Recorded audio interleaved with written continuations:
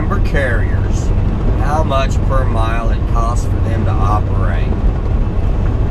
Last November, I believe, they let it be known that it costs their member carriers approximately $1.75 a mile to operate a truck.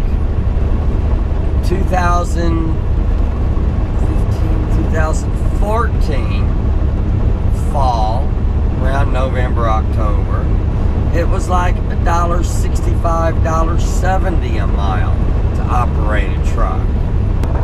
Okay. These carriers, the mega carriers, the members of the ATA, generally have lease purchase programs. What do they offer to pay the drivers that get hooked up with these lease purchase programs? Well, it's generally between $1.90 to $1.10 a mile. $1.10 a mile, plus fuel surcharge that they make up. There's no federal regulation, no federal guideline as to what the fuel surcharge should be. So these carriers make it up. Alright, it costs me $1.75 a mile to have my employee operate my truck. How can I make more money? Well, I'm going to lease these drivers a truck. Promise them they're going to be owner-operators. Yeah, make more money. Owner-operator makes more money. Not really. We've got to compete against the cheap labor rates, the cheap rates that the mega carriers are able to operate under. These lease purchase programs make it. These lease purchase programs drive the freight rates down. Yep. $1 a mile, 30 cent a mile fuel surcharge, $1.30 a mile to the lease purchase operator. That's 45 cents a mile in the carrier's pocket.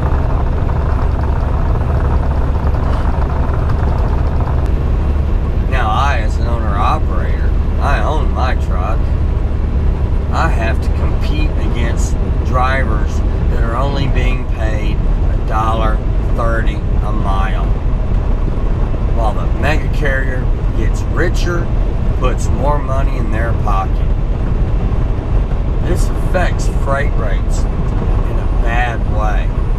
I have no problem with the drivers that kind of get lured into these lease purchase programs. They think they're going to make more money. Many of them can't survive it. Many of them lose everything.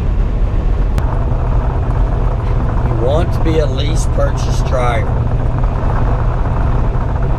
You want to further yourself, advance yourself, do better. So you lease purchase a truck. Number one, the truck's not yours. The title's not in your name. You could lose everything by that.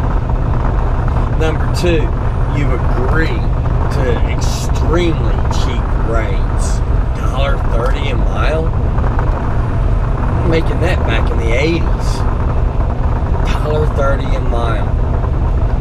Number four, you make the carrier lots of money. Look at the money they make off of leasing you that truck. You're paying the truck payment on it. You're buying the fuel for it. You're paying the repair bills for it. You're the lease driver. You lease that truck. You assume the responsibility. Can you survive the lease? Oh, carrier's going to help you. Going to give you discounts on tires and discounts on fuel and discounts on shop labor. You think? How much money are they making off of those tires? How much money are they making off that fuel? How much money are they making off that shop labor? Again, they're digging into your pocket. A lot of these lease purchase programs require the lease purchase driver to have the truck serviced at the carrier's facilities. Can't even go shop tires. How do you know you're getting a good deal on tires? You don't go shop around. I get a really good deal on tires with my OIDA discount. I can beat, or I have beat, the carrier's prices. Okay? When I was a lease purchase driver, and I did it, the carrier was trying to charge me $100 a tire more than I could go out and buy them for. It's the game they play. I've lived it. I've seen it. I never intended to purchase the truck. Never intended to be a purchase driver. Lease purchase. Now, I wasn't going to buy the truck. It's too dang gum expensive when you run the numbers out. Back then, I was going to pay, what, $160,000 for a $90,000 truck? My God.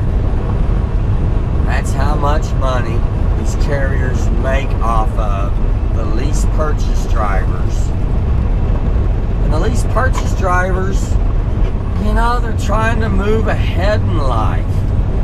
What they don't realize is they're keeping freight rates low, so that when they move ahead, they're moving ahead to nothing.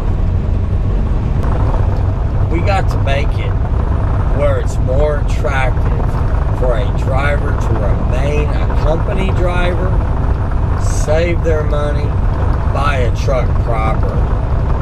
The only way I know how to do this is to improve employee over-the-road drivers' wages. That's where we need to work. That's what we need to fight for. Let's bring their rate up, their hourly rate up. Hourly rate, we can convert a decent hourly rate into a decent mileage rate. But first, we have to establish a standard based off of the federal minimum wage. Sorry, that's where it all begins. We've got to establish a rate that is livable, that is fitting the job of being at work 24/7 for weeks at a time in order to earn one day off per week out. Alright, we'll talk more about this later. Thank you for your time. Have a hockey day. Truckers Unite.